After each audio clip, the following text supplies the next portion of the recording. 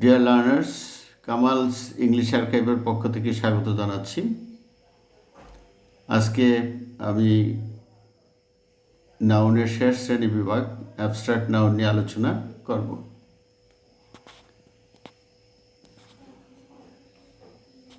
আমরা আজকের আলোচনার বিষয়টি দেখতে পাচ্ছি।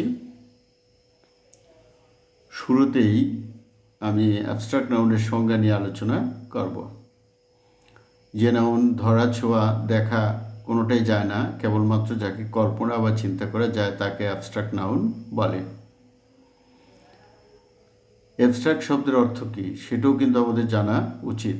অ্যাবস্ট্রাক্ট নাউনের অর্থ হলো বিমূর্ত নাউন, অর্থাৎ বি মানে নেই, মূর্ত মানে দেহ। যে নাউনের কোনো দেহ নেই, আর যে নাউনের দেহ নেই সেই নাউনকে কিন্তু দেখা যায় না। যে নাউনের দেহ নেই সেটা ছোঁয়া যায় না, সেটা স্বাদ গ্রহণ করা যায় না, সেটার ঘ্রাণ নেওয়া যায় না, কোনো কিছুই করা যায় না। আসলে এটা শুধু অনুভূতির মাধ্যমে উপলব্ধি করা যায়। তাহলে আমরা কিন্তু এভাবেও বলতে পারি যে যে নাউন পঞ্চ ইন্দ্রিয়ের মাধ্যমে শনাক্ত করা যায় না তাকে আমরা অ্যাবস্ট্রাক্ট নাউন বলতে পারি। এখানে উদাহরণ রয়েছে যেমন কাইন্ডনেস, লাভ, ফ্রিডম, সিনসিয়ারিটি, অ্যাফেকশন, ইম্পর্টেন্স ইত্যাদি। আমরা একটি উদাহরণ নিয়েই পর্যালোচনা করব। এখানে কাইন্ডনেস শব্দের অর্থ হলো দয়া। এই দয়াকে তুমি দেখতে পাবে না, এই দয়াকে স্পর্শ করা যায় না, এই দয়ার কোনো দেহ নেই, এর কোনো স্বাদ নেই, এর কোনো গন্ধ নেই। অর্থাৎ পঞ্চ ইন্দ্রিয়ের মাধ্যমে এটাকে তুমি শনাক্ত করতে পারবে না, তবে অনুভূতির মাধ্যমে এটাকে তুমি উপলব্ধি করতে পারবে যে এই লোকটির দয়া রয়েছে, এই লোকটির দয়া নেই। ঠিক তেমনিভাবে লাভ, ফ্রিডম, সিনসিয়ারিটি, অ্যাফেকশন, ইম্পর্টেন্স কোনোটিকেই তুমি পঞ্চ ইন্দ্রিয়ের মাধ্যমে উপলব্ধি বা শনাক্ত করতে পারবে না। তাই এরা সবাই অ্যাবস্ট্রাক্ট নাউনের উদাহরণ। আশা করি তোমরা বিষয়টি বুঝতে পেরেছ। আমাদের নেক্সট স্লাইডে একটি টিকা বা নোট রয়েছে, আর সেই নোটে আমরা দেখিয়ে দিয়েছি পঞ্চ ইন্দ্রিয়গুলো কী কী। কারণ অনেকের আসলে পঞ্চ ইন্দ্রিয় সম্পর্কেও ধারণা নাও থাকতে পারে, সেই জন্য আমরা এই স্লাইডটি এখানে যোগ করেছি। An abstract noun is a noun that cannot be perceived using one of the five senses. আসলে অ্যাবস্ট্রাক্ট নাউন এমন একটি নাউন যেটাকে তুমি শনাক্ত করতে পারবে না, যেটাকে তুমি উপলব্ধি করতে পারবে না, বুঝতে পারবে না পঞ্চ ইন্দ্রিয়ের মাধ্যমে। আর তারা হলো হিয়ারিং, যেটাকে আমরা কর্ণের মাধ্যমে আমরা শুনে থাকি, সাইট দেখা, স্মেল গন্ধ নেওয়া, যেটাকে টাচ স্পর্শ, টেস্ট স্বাদ, এগুলো হলো আসলে পঞ্চ ইন্দ্রিয়। এই ইন্দ্রিয়গুলোর মাধ্যমে অ্যাবস্ট্রাক্ট নাউনকে তুমি শনাক্ত করতে পারবে না বা নির্ধারণ করতে পারবে না। এই জন্য আমরা এখানে দিয়ে দিয়েছি যারা পঞ্চ ইন্দ্রিয় সম্পর্কে যাদের ধারণা নেই তারা এখান থেকে ধারণা নিতে পারবে। আশা করি তোমরা পঞ্চ ইন্দ্রিয় সম্পর্কে বুঝতে পেরেছ। আমরা এখন দেখব যে আসলে কোন কোন নামগুলোকে আমরা আসলে অ্যাবস্ট্রাক্ট নাউন হিসেবে গণ্য করে থাকি। কোয়ালিটি বা গুণের নাম, ফিলিংস বা অনুভূতির নাম, স্টেট অফ বিং বা কোনো কিছু হওয়ার নাম, অ্যাকশন মানে কাজের নাম, আইডিয়াস মানে ধারণার নাম, কন্ডিশনস মানে অবস্থার নাম, এগুলোকেই কিন্তু আমরা অ্যাবস্ট্রাক্ট নাউন হিসেবে গণ্য করে থাকি। ফর এক্সাম্পলস, আমরা উদাহরণ দিচ্ছি এখানে। কোয়ালিটি গুণের নাম, যেমন বিউটি, সৌন্দর্য, অনেস্টি, সততা, ব্রেভারি, সাহসিকতা। আবার ফিলিংসের নাম থাকবে, যেমন অ্যাঙ্গার, ক্রোধ, স্যাডনেস, দুঃখ, চেয়ারফুলনেস, স্বতঃস্ফূর্ততা, আনন্দ, উজ্জ্বলতা ইত্যাদি। স্টেট অফ বিং, যেমন চাইল্ডহুড, শৈশব, ফ্রেন্ডশিপ, বন্ধুত্ব হওয়া বোঝায়, তাই এখানে মানে স্টেট অফ বিং কোনো কিছু হওয়ার অবস্থা, অর্থাৎ শৈশব বা বন্ধুত্ব হওয়ার অবস্থা। অ্যাকশন হলো কাজের নাম, যেমন বিহেভিয়ার, আচরণ। তারপর থট মানে চিন্তা, তাই না, ইত্যাদি। আইডিয়াস, যেমন ধারণার নামগুলোও কিন্তু অ্যাবস্ট্রাক্ট নাউন হয়ে থাকে, যেমন জাস্টিস, হ্যাঁ, তারপরে ফ্রিডম, তারপরে ড্রিম। জাস্টিস মানে ন্যায় বিচার, ফ্রিডম মানে স্বাধীনতা, ড্রিম মানে স্বপ্ন, এগুলো এক ধরনের ধারণার নাম। কন্ডিশন, উইকনেস, দুর্বলতা, সিকনেস, অসুস্থতা, সিচুয়েশান, অবস্থা বা প্রেক্ষাপট ইত্যাদি, এগুলো হলো অবস্থার নাম।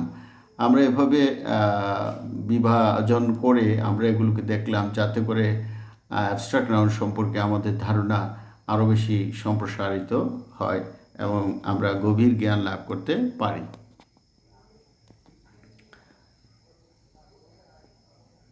আমরা এখন দেখব যে অ্যাবস্ট্রাক্ট নাউনের আসলে বৈশিষ্ট্যগুলো কি। অ্যাবস্ট্রাক্ট নাউনের দেহ বা আকার থাকে না। অ্যাবস্ট্রাক্ট নাউনকে শুধু কল্পনা করা যায়। অ্যাবস্ট্রাক্ট নাউনের আগে আর্টিকেল বসে না। অ্যাবস্ট্রাক্ট নাউনের আগে আর্টিকেল বসলেও তা কমন নাউন হয়ে যায়। এ নিয়ে একটা বিতর্ক রয়েছে, সেই বিতর্কটি আমরা নেক্সট স্লাইডে দেখব। আর অ্যাবস্ট্রাক্ট নাউনের আগে আর্টিকেল বসে বা বসে না, এটা নিয়ে একটা বিতর্ক আছে। বসলেও সেটা অনেকের মতে কমন নাউন হয়ে যায়, আবার কারো কারো মতে সেটা অ্যাবস্ট্রাক্ট নাউনই থেকে যায়। এই জন্য বিষয়টি এখানে লেখা হয়েছে যে অ্যাবস্ট্রাক্ট নাউনের আগে আর্টিকেল বসে না। অনেকে বলতে চাচ্ছে যে অ্যাবস্ট্রাক্ট নাউনের আগে আর্টিকেল বসে সেটা কমন নাউন হয়ে যায়। এই জন্য এই কথা এখানে লেখা হয়েছে, যাতে করে এখান থেকে কনফিউশনের সৃষ্টি না হয়, সেজন্য আমি আগে থেকেই বলে রাখছি। 5. অ্যাবস্ট্রাক্ট নাউন প্লুরালে ব্যবহৃত হয় না। আসলে যে নাউন গণনাই করা যায় না, সেই নাউনকে প্লুরালে নেওয়ার কোনো প্রশ্নই উঠে না। সুতরাং অ্যাবস্ট্রাক্ট নাউনকে প্লুরালে ব্যবহার করা যায় না। An abstract noun can be both subject and object. Abstract noun কিন্তু সাবজেক্ট হিসেবেও ব্যবহৃত হতে পারে বাক্যে, আবার অবজেক্ট হিসেবেও বাক্যে ব্যবহৃত হতে পারে।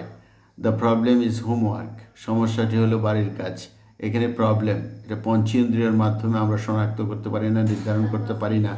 একে পঞ্চ ইন্দ্রিয়ের মাধ্যমে আমরা মূর্ত করতে পারি না, তাই এটি একটি অ্যাবস্ট্রাক্ট নাউন। এখানে সাবজেক্ট হিসেবে ব্যবহৃত হয়েছে, আর এই সাবজেক্টটি হলো সিঙ্গুলার সাবজেক্ট। তার প্রমাণ, তার ডান দিকে যে ইজ ভার্বটি রয়েছে, সেই ভার্বটি একটি সিঙ্গুলার ভার্ব। আমরা জানি সাবজেক্ট সিঙ্গুলার হলে ভার্ব সিঙ্গুলার হয়, সেই জন্য আমরা বলতে পারি যে ইজ যেহেতু এখানে সিঙ্গুলার ভার্ব, তাই প্রবলেম, এই যে অ্যাবস্ট্রাক্ট নাউনটিও সিঙ্গুলার। আবার এই অ্যাবস্ট্রাক্ট নাউন কিন্তু অবজেক্ট হিসাবে ব্যবহৃত হতে পারে, যেমন উইলি হ্যাজ এ প্রবলেম, উইলির একটি সমস্যা রয়েছে। এখানে প্রবলেম একটি অ্যাবস্ট্রাক্ট নাউন, একে পঞ্চেন্দ্রিয়ের মাধ্যমে আমরা তাকে শনাক্ত করতে পারি না, এই জন্য আমরা এটাকে আমরা অ্যাবস্ট্রাক্ট নাউন বলবো। এবং এখানে এই প্রবলেম অ্যাবস্ট্রাক্ট নাউনটি এখানে অবজেক্ট হিসেবে ব্যবহৃত হয়েছে। উইলি হলো সাবজেক্ট, হ্যাজ হলো ভার্ব, আর এই প্রবলেম হলো এখানে কি অবজেক্ট। আশা করি তোমরা বুঝতে পেরেছো। কেউ যদি বুঝতে না পারো তাহলে কমেন্ট বক্সে কমেন্টস করলে আমি আসলে আবার বুঝিয়ে দিতে পারবো। আমরা এখন দেখব যে অ্যাবস্ট্রাক্ট নাউন কিভাবে গঠন করতে হয়। অ্যাবস্ট্রাক্ট নাউন তিনটি উপায়ে গঠিত হয়: কমন নাউন হতে, অ্যাডজেক্টিভ হতে, আবার ভার্ব হতে।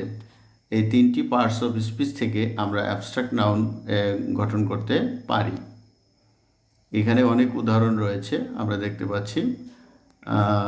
কমন নাউনের পরে হুড, শিপ, আইএসএম মানে ইত্যাদি সাফিক্স যুক্ত হয়ে কিন্তু অ্যাবস্ট্রাক্ট নাউন গঠন করা যায়।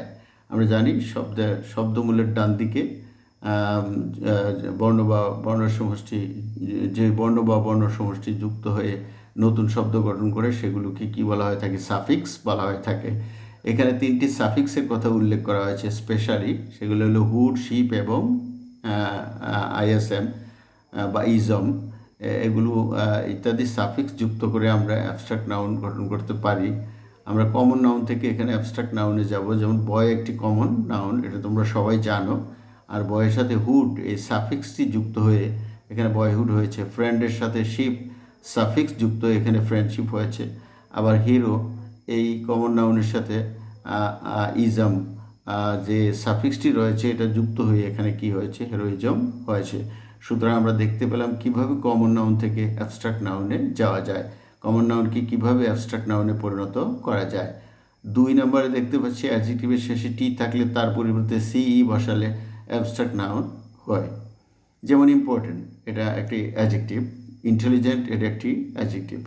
ইম্পর্টেন্ট এবং ইন্টেলিজেন্ট দুটি শব্দের ডান দিকেই টি রয়েছে, আর টি এর পরিবর্তে যদি আমরা সিই সাফিক্স ব্যবহার করি তাহলে কিন্তু সেটা অ্যাবস্ট্রাক্ট নাউনে পরিণত হবে। যেমন ইম্পর্টেন্স এবং ইন্টেলিজেন্স, ইম্পর্টেন্স মানে গুরুত্ব, আর ইন্টেলিজেন্স মানে মেধা। গুরুত্ব এবং মেধা কোনোটাকেই আমরা পঞ্চ ইন্দ্রিয়ের মাধ্যমে কিন্তু আমরা শনাক্ত করতে পারি না, সুতরাং এগুলো অ্যাবস্ট্রাক্ট নাউন। আশা করি তোমরা বুঝতে পেরেছ। তারপরে আমরা 3 নম্বরে যেটা দেখতে পাচ্ছি সেটা হলো তোমার কমন নাউনের শেষে টি থাকলে সিওয়াই বসালে তা অ্যাবস্ট্রাক্ট নাউন হয়ে যায়। যেমন এজেন্ট, প্রতিনিধি, তাই না? এটা কমন নাউন, হ্যাঁ, এটা একটা সাধারণ নাম। টি এর পরিবর্তে সিওয়াই সাফিক্স যোগ করে আমরা এজেন্সি করেছি, আর ইনফ্যান্টের টি এর পরিবর্তে সিওয়াই সাফিক্স যোগ করে আমরা ইনফ্যান্সি করেছি। এখানে এজেন্সি প্রতিনিধিত্ব আর ইনফ্যান্সি শৈশব কালকে নির্দেশ করেছে। কোনোটাই কিন্তু আমরা দেখতে পাই না, আমরা ছুঁতে পারি না, আমরা স্বাদ গ্রহণ করতে পারি না, অর্থাৎ পঞ্চ ইন্দ্রিয়ের মাধ্যমে আমরা এগুলোকে শনাক্ত করতে পারি না, অর্থাৎ এইগুলো অ্যাবস্ট্রাক্ট নাউন। নাম্বার 4 যেটা দেখতে পাচ্ছি, ভার্বের সাথে টিআই1 এসআই1 যোগ করে অ্যাবস্ট্রাক্ট নাউন গঠন করা যায়। যেমন ট্রান্সলেট, অনুবাদ করা, এখানে টিআই1 যুক্ত করেছি, ট্রান্সলেশন, অনুবাদ, এটা কিন্তু আমরা পঞ্চেন্দ্রের মাধ্যমে উপলব্ধি করতে পারি না। পারমিট, পারমিশন, অ্যাম্প্লিফাই, বর্ধিত করা, পারমিট, অনুমোদন দেওয়া, সেটাকে পারমিশন, অনুমতি, অ্যাম্প্লিফিকেশান, বর্ধিতকরণ। এই যে টিআই1 এবং এসআই1 যুক্ত করে কিন্তু আমরা কি করেছি, এগুলোকে অ্যাবস্ট্রাক্ট নাউন করতে পেরেছি। সবগুলি আমরা সাফিক্স যোগ করে আসলে আমরা এই অ্যাবস্ট্রাক্ট নাউনগুলো তৈরি করলাম। এখানে আমরা সবগুলো সাফিক্সকে একত্রে দেখিয়েছি। নাউনের ডান দিকে যদি আমরা টিআই1, আইএসএম, আইটিওয়াই, এমইএনটি, এনইডব্লিউএস, ইএনসিই, এসএইচআইপি, এএল, এসিওয়াই, এইচডব্লিউডি, হুড ইত্যাদি সাফিক্স যদি আমরা যুক্ত করি তাহলে কিন্তু আমরা অ্যাবস্ট্রাক্ট নাউন তৈরি করতে পারি। সাধারণত এই সাফিক্সগুলো বেশি বেশি ব্যবহৃত হয়ে অ্যাবস্ট্রাক্ট নাউন গঠিত হয়, তাই আমরা এই সাফিক্সগুলো আবারও উল্লেখ করে দিলাম। যে উদাহরণ দিয়ে দেওয়া হয়েছে, মুভমেন্ট, ম্যান্ট যুক্ত হয়েছে, ইলাবোরেশন, টিআই1 যুক্ত হয়েছে, মিননেস, তাই না, নিচুতাহীনতা, এখানে নেস যুক্ত হয়েছে, সার্ভাইভাল, তাই না, এটা এল যুক্ত হয়েছে, ডিফারেন্স, পার্থক্য, এটা সি যুক্ত হয়েছে, ডেমোক্রেসি, গণতন্ত্র, এটা সি ওয়াই যুক্ত হয়েছে, ব্রাদারহুড, ভ্রাতৃত্ববোধ, এখানে হুড যুক্ত হয়েছে, অ্যাবিলিটি, সামর্থ্যতা, সক্ষমতা, এটা টিওয়াই যুক্ত হয়েছে, বা যেটাকে আমরা আইটিওয়াই বলতে পারি। ফ্রেন্ডশিপ, এখানে বন্ধুত্ব, এসএইচআইপি যুক্ত হয়েছে, লোকালিজম, এখানে আইএসএম যুক্ত হয়েছে। এগুলো সবই কিন্তু অ্যাবস্ট্রাক্ট নাউনের উদাহরণ। কি কি সাফিক্স সাধারণত যোগ করে আমরা অ্যাবস্ট্রাক্ট নাউন গঠন করে থাকি সেই সমস্ত সাফিক্সগুলো এখানে আলাদা স্লাইডে দেওয়া হয়েছে।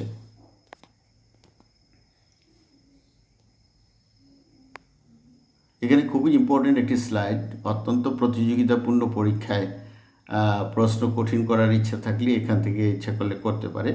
আমরা দেখতে পাচ্ছি একই শব্দের 2 রকম অর্থ, কমন নাউনে একরকম অর্থ, অ্যাবস্ট্রাক্ট নাউনে একরকম অর্থ। আমাকে হয়তো তোমরা প্রশ্ন করতে পারো যে কিভাবে আমরা বুঝতে পারবো যে এই শব্দগুলো অ্যাবস্ট্রাক্ট নাউন না কমন নাউন।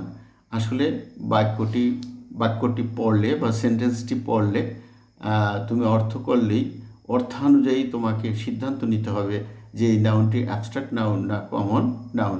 যেমন জাস্টিস যখন গুণ অর্থে ব্যবহৃত হবে তখন সেটা অ্যাবস্ট্রাক্ট নাউন, আর জাস্টিস যখন বিচারক অর্থে ব্যবহৃত হবে তখন সেটা কমন নাউন। ঠিক তেমনি প্রত্যেকটি শব্দের ক্ষেত্রে একই কথা প্রযোজ্য। বিউটি যখন সুন্দর হওয়ার গুণ বা অবস্থা বোঝাবে তখন সেটা অ্যাবস্ট্রাক্ট নাউন, আর বিউটি যখন সুন্দর ব্যক্তি বোঝাবে তখন সেটা কমন নাউন। অথরিটি যখন ক্ষমতা বা অধিকার বোঝাবে তখন সেটা অ্যাবস্ট্রাক্ট নাউন, আর অথরিটি যখন কর্তৃপক্ষ বোঝাবে তখন সেটা কমন নাউন। নোবেলিটি মহৎ হওয়ার গুণ যখন বোঝাবে তখন অ্যাবস্ট্রাক্ট নাউন, আর নোবেলিটি যখন সম্ভ্রান্ত শ্রেণীকে বোঝাবে তখন সেটা কমন নাউন। উইটনেস সাক্ষ্য অর্থে যখন ব্যবহৃত হবে তখন সেটা অ্যাবস্ট্রাক্ট নাউন, আর উইটনেস সাক্ষী অর্থে যখন ব্যবহৃত হবে তখন সেটা কমন নাউন। আমরা এখন সেন্টেন্সের মাধ্যমে এগুলো উদাহরণ দেওয়ার চেষ্টা করব। যেমন there is a law based on the principles of justice, একটা আইন রয়েছে যেগুলো ন্যায় বিচারের কি বলা হয় নীতিমালার উপর নির্ভরশীল। এটা কিন্তু এই জাস্টিস এখানে বিচারককে বোঝায় না, এখানে ন্যায় বিচারকে বুঝিয়েছে। ন্যায় বিচার ধরাছোঁয়া কোনো কিছু করা যায় না, এটা abstract noun. The beauty of her charmed me, তার সৌন্দর্য কিন্তু আমাকে মুগ্ধ করেছে। এখানে সৌন্দর্য, এটা ধরাও যায় না, ছোঁয়াও যায় না, স্বাদ গ্রহণ করা যায় না, এটাকে গন্ধ কিছুই করা যায় না, সুতরাং এটা অ্যাবস্ট্রাক্ট না।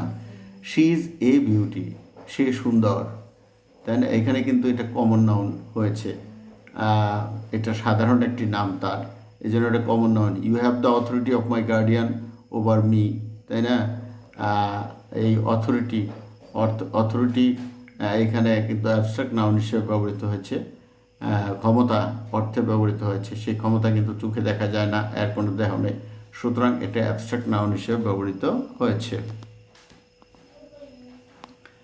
The authorities of different universities will recruit new professors. বিভিন্ন বিশ্ববিদ্যালয়ে তোমার অনেক অধ্যাপক নিয়োগ করা হবে। দি অথরিটিজ অফ ডিফারেন্ট ইউনিভার্সিটিজ, এখানে অথরিটিজ একটা সাধারণ নাম, তাই না? কর্তৃপক্ষের সাধারণ নাম, সুতরাং এটা হলো কমন নাউন হিসেবে ব্যবহৃত হচ্ছে।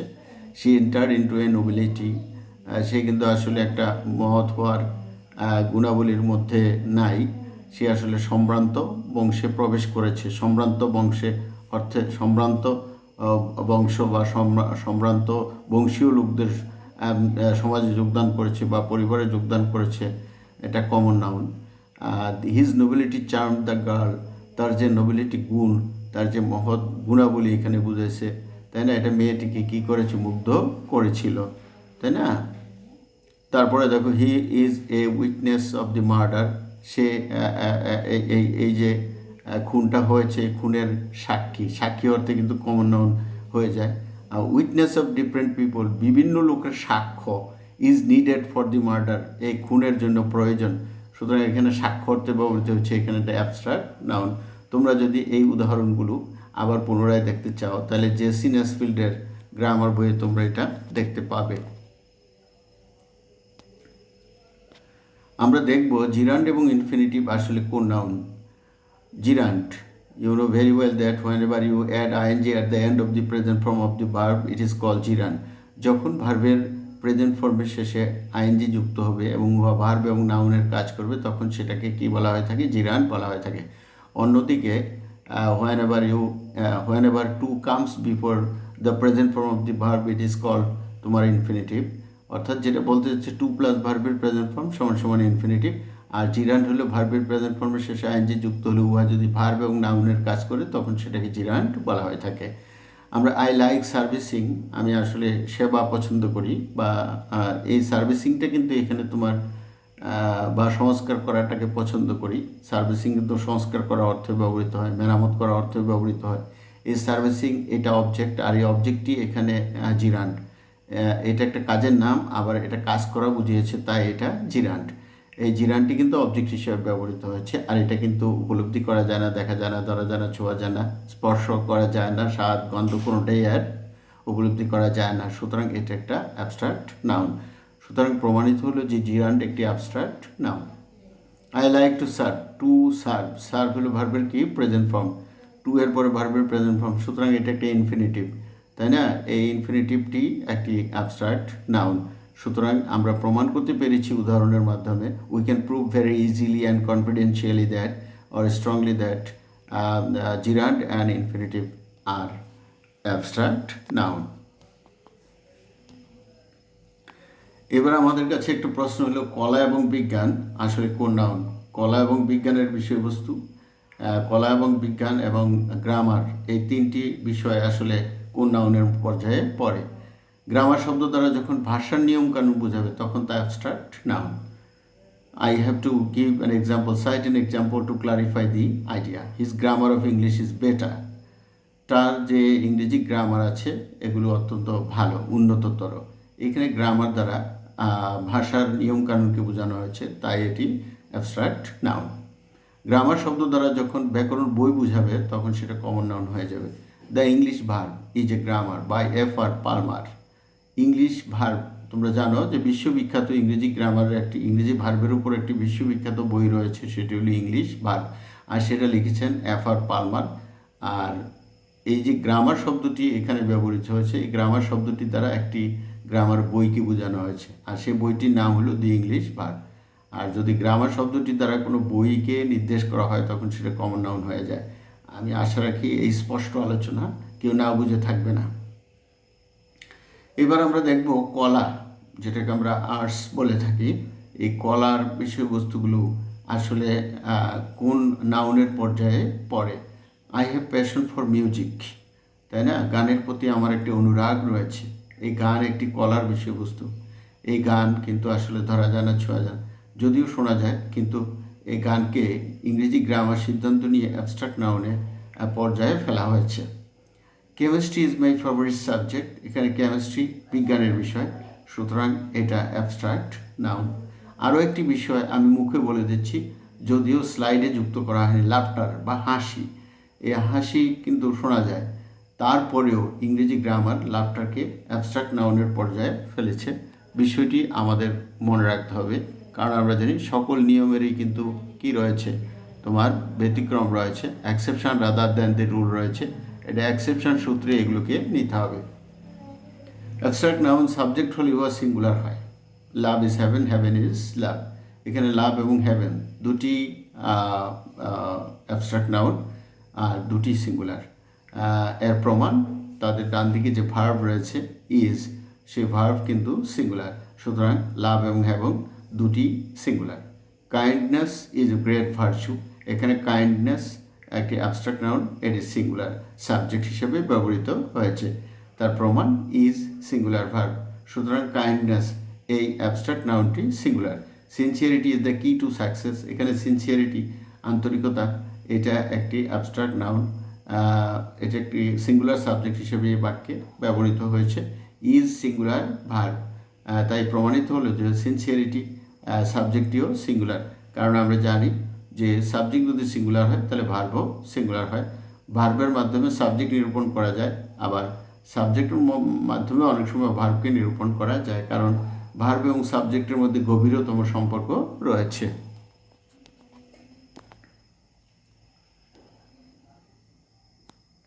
আমরা এবার দেখব যে আসলে বিতর্কিত বিষয়টি নিয়ে এখানে আলোচনা করব, অ্যাবস্ট্রাক্ট নাউনের আগে আর্টিকেল বসে কিনা। নির্দিষ্ট করে বোঝালে অ্যাবস্ট্রাক্ট নাউনের আগে দি বসে। কেউ কেউ বলেছে যে অ্যাবস্ট্রাক্ট নাউনের আগে দি বসালে সেটা কমন নাউনে পরিণত হয়। বিষয়টি বিতর্কিত, আমি আগেই বলে রাখছি। কোনো কোনো গ্রামার বইয়ে লেখা আছে যে অ্যাবস্ট্রাক্ট নাউনের পূর্বে দি বসালে সেটা কমন নাউন হয়ে যায়, আবার কেউ কেউ এটা অ্যাবস্ট্রাক্ট নাউনে থেকে যায় এমনটি দাবি করেছে। বিতর্কের বিষয়টি আমি আগেই বলে নিলাম। The kindness of Mohsin is known to all, অনেকের ধারণা এখানে অফ মহসিন ব্যবহার হওয়ার কারণে কাইন্ডনেস কার দয়া, মহসিনের দয়া, এখানে কাইন্ডনেসটি নির্দিষ্ট হয়ে গেছে, তাই আমরা এর পূর্বে দি বসিয়েছি। অনেকের ধারণা কাইন্ডনেস এখানে অ্যাবস্ট্রাক্ট নাউনই রয়ে গেছে, এটা আসলে কমন নাউনে পরিণত হয়নি। আবার অনেকের ধারণা কাইন্ডনেস শব্দটি কমন নাউনে পরিণত হয়ে গেছে, বিষয়টি বিতর্কিত। The sincerity of the student is praiseworthy, বলছি এই ছাত্রটির যে আন্তরিকতা এটা প্রশংসার যোগ্য। এখানে অফ দি স্টুডেন্ট অর্থাৎ সিনসিয়ারিটি বা আন্তরিকতাটি একটি ছাত্রের, অর্থাৎ এই আন্তরিকতাটি এখানে নির্দিষ্ট হয়ে গেছে, এটা স্পেসিফিক হয়ে গেছে। It is not general, it is specific, সুতরাং আমরা তার পূর্বে দি যোগ করেছি। আশা করি বিষয়টি বুঝতে পেরেছ। এই আজকের ক্লাসে যোগদানের জন্য সবাইকে ধন্যবাদ জানাচ্ছি। তোমরা ভালো থেকো, সুস্থ থেকো, এই আশাবাদ ব্যক্ত করে আজকের ক্লাস এখানেই সমাপ্ত।